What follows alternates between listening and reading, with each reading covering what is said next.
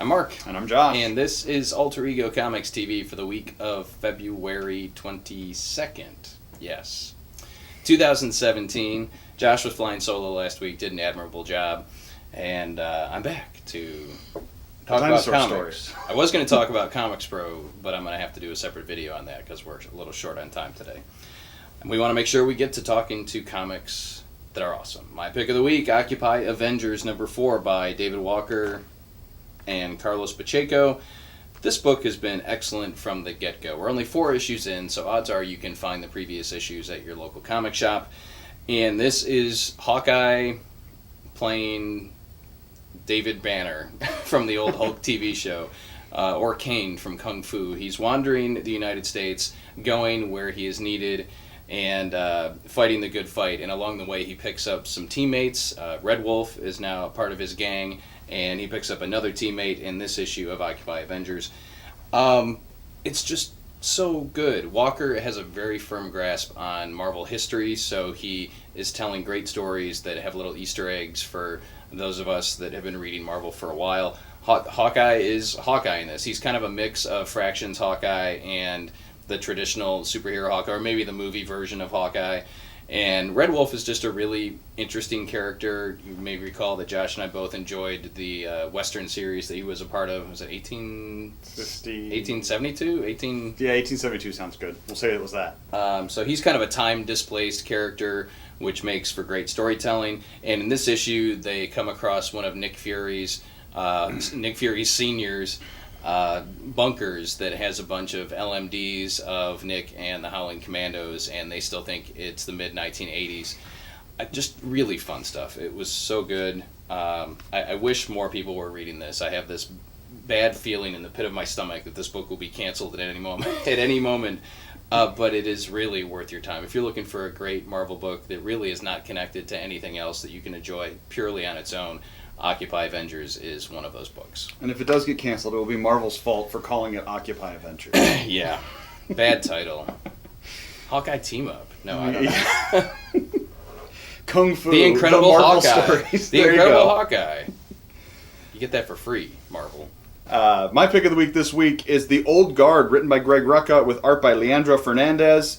And this is a story about semi-immortal, we'll say, warriors who've been active as a group for centuries, it looks like. Some of them speak of the Greek gods, and they carry some weapons reminiscent of that. Rick Remender is reminiscent of things. And we get kind of a neat introduction to them that reminded me of the first part of, the only good part of any Wolverine movie, the story where they show Logan and Sabretooth throughout all of history fighting in the different wars and stuff. Very Watchmen-esque. Yes. Visually. Right, I was trying to think if that was before or after Watchmen. I think it was after. Was it? Okay. But Rucka has a long tradition of writing strong female characters and writing military or police procedural type work, and this is kind of a combination of both those.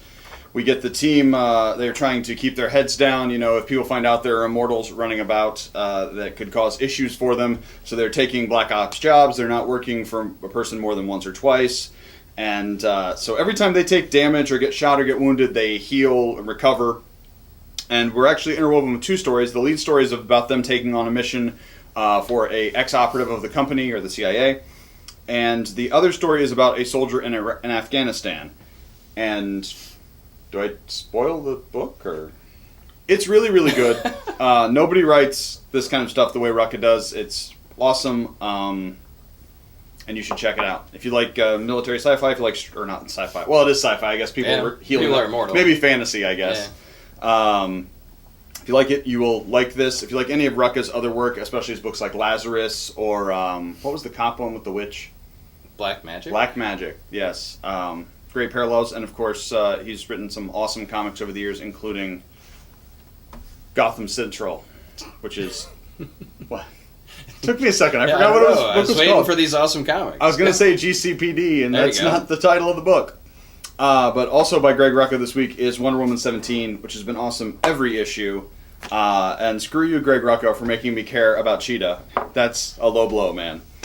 And in the Rucka verse as well. Wonder Woman Volume 1 is out this week, and I'm thrilled with the way they've collected them. They're collecting the odd-numbered issues together, and then the second trade will be the even-numbered issues, which, if you'll recall, the odd-numbered issues which were taking place in the present, one story, one penciler. The even-numbered issues were the Wonder Woman Year 1, so splitting those up makes perfect sense. And like all the Rebirth trades, it's well-priced and well worth your time. Just a queek? A+, guys. Yes. Speaking of Immortals, Highlander #1 is out this week. Highlander, The American Dream. Written by Brian Ruckley, artwork by Andrea Muddy. Brian Ruckley is Scottish, so that's his... that means he can write Connor McLeod of the Those are the rules. This is actually really good. It's just a quick 2-second public service announcement. This is published by IDW. Dynamite had it for a little while. Wasn't so great.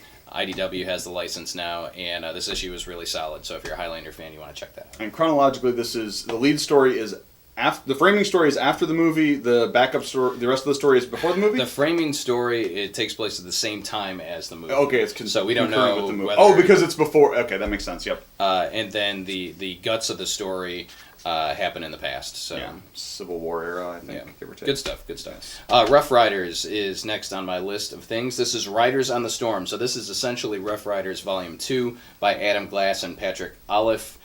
Pick up the first volume. Mm-hmm. It's available here at Alter Ego. It should be available at any good store. It's by Aftershock Comics, which is kind of a newer publisher. They've actually only been publishing for about 18 months, maybe a little less than that. But they've got some great creators involved, and they're telling some stories across multiple genres that are outstanding. Rough Riders is essentially, it's not the Dirty Dozen. It's the Magnificent Seven, but there are only 5 of them. It's the Magnificent Five. But they're extra magnificent. Yes, I'll tell you about the first story. It takes place in the late 1800s. Teddy Roosevelt leads a team of Rough Riders, go figure, made up of historical characters, including Harry Houdini and Annie Oakley, Thomas Edison, Jack Johnson, and Monk Eastman, who I believe is tied to the Eastman Kodak folks. That's all. I don't know anything about Monk Eastman other than he's kind of a jerk in this book. So the first arc you definitely want to check out, and I would say it's kind of essential to read that before you pick this up. Riders on the Storm takes place several years later. Roosevelt is on the brink of becoming president of the United States, and he has to reassemble the team, and some of them may be tough to reassemble after the first storyline, so who knows.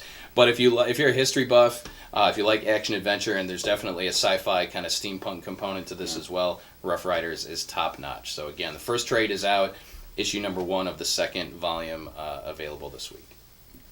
Aftershock's not writing across several genres. They're writing single stories set in several historical steampunk, yes. Lesbian, Victorian, insects. Yeah, there really is something for everybody over at Aftershock. And they've got some cool stuff coming out, just a little plug. They've got Eleanor and the Egret by John Layman and Sam Keith, which is coming soon, and we got sneak peeks. Visually, it's amazing. If you're a Sam Keith fan, you don't want to miss that. And then we got a little bit of... I didn't read that whole issue yet. World Reader by Jeff Loveness and Juan Doe. Looks like it could be really interesting, too. Next up for me this week is Supergirl Being Super #2 by Mariko Tamaki with art by Joelle Jones. And this is really, really good. I don't know... I don't think it has anything to do with DC continuity, but as a slice of life girl with powers story, it's really, really good. So we've got Kara living with a family out in the West somewhere, the breadbasket of America, and at the end of last issue, bad things happened. Her track meet basically kind of fell into the earth. There was an earthquake or a devastating thing, and so being Supergirl, she tries to help people and saves people, but her powers are kind of on the fritz, on and off again, and she doesn't know why, and things go badly, and it's just really heart-wrenching.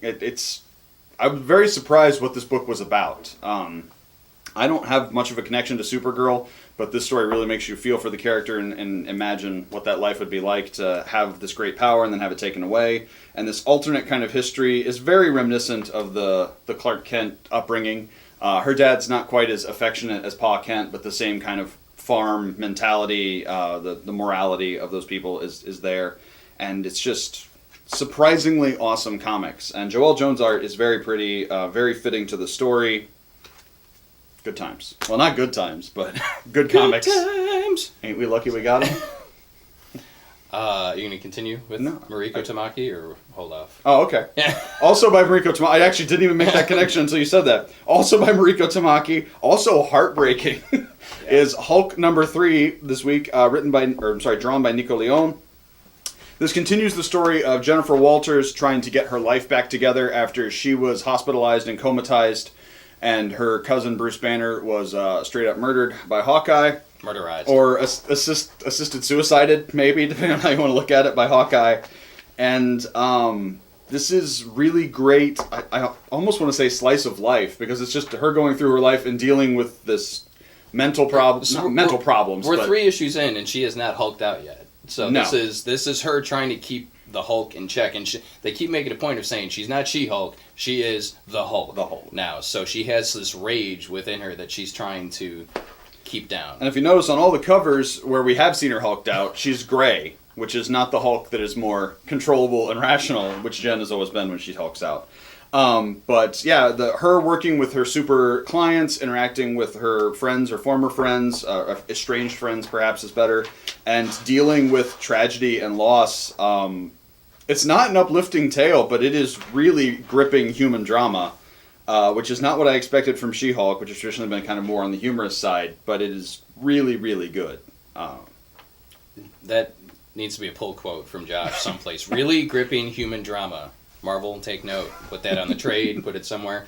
Staying with Marvel, Elektra number 1 is out this week by 2 people I never heard of before, but it turned out to be surprisingly excellent. Wish I could find the title page, and then I would tell you who these people are. There we go. Matt Owens, writer, and Juan Cabal, artist. The art is amazing. The art is kind of Frank Cho-esque, if you like Frank Cho. And in fact, it's very Frank Cho-esque. I was thinking it was like Kieran Gillen's sidekick. Yeah, it looked like that too. McKelvey. Yeah, kind of a cross between McKelvey and Frank Cho. Elektra is trying to put her life back together. We meet up with her in Las Vegas, where she's kind of just trying to find herself. She gets sucked into some human drama there, gripping human drama, by the way, and ends up revealing herself and taking on the bad guys in Vegas, who may or may not be led by an 80s X-Men villain. So this was just, it was really solid, and I mentioned on Facebook last night that Elektra is a character, for me anyway, that's very hard to like. You can't get, it's kind of like Catwoman. Catwoman to me is, when she's with Batman, I like her. When she's a villain, I don't. And Elektra's the same way. When she's with Daredevil, I like her. When she's, murdering people? When she's an assassin or when she's not written well, I don't. And this is a case of Elektra being written well, and it's human drama. It's Elektra at a very human level. Also in the costume from the Netflix show, more or less. Yes, which is fine. So it was very good, surprisingly good. Last up for me on the graphic novel front, this is more of, we'll call it a public service announcement. We've got Britannia Volume 1 from Valiant. Like all Valiant number 1s, this is $9.99. And Valiant struggles. They put out amazing superhero comics that nobody wants to read, or at least nobody wants to buy here. Most places. I talked with other retailers. It's most places. But their work is really good. They get great creators, and they give them free reign to do awesome superhero stuff. But you don't want that, and that's okay. You should only read what you like. But you may be interested in checking out Britannia, because it has nothing to do with superheroes. It is the story of a man going to England, or Britain, or Britannia. He uses deduction and observation to solve crimes in ways that seem supernatural. Except this is not Sherlock Holmes. This is set during the Roman Empire. I think reign of Nero, so that's what, 400? I noticed there were plenty of orgies in here.